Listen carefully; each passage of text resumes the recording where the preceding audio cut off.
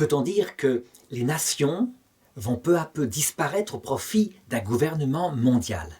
Attention, cette vidéo fait partie d'une recherche philosophique. Elle ne veut pas se prononcer sur la légitimité, mais plutôt sur des mécanismes sociologiques que factuellement on doit regarder.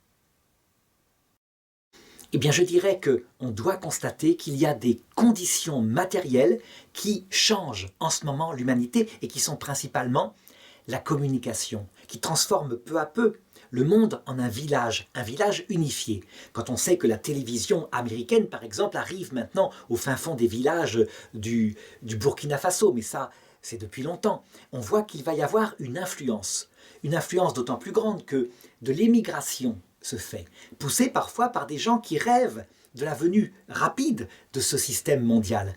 C'est vrai.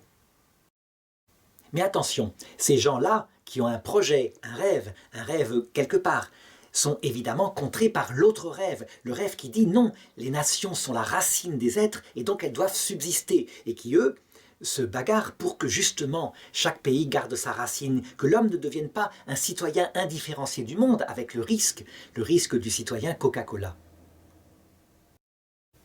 Toujours est-il que si ces forces évidemment se combattent, globalement, on peut dire, sans trop se tromper, que au cours des siècles, la mondialisation va se faire, elle est en marche.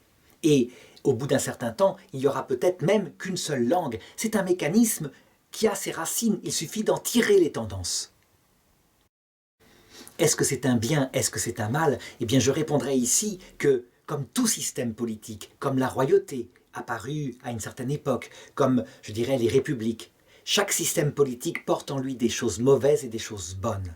Et c'est ce que nous allons étudier dans les prochaines vidéos. Il faut éviter par contre de regarder cela sous la forme des théories du complot. Il vaut mieux regarder ce mécanisme-là en tant que mécanisme sociologique.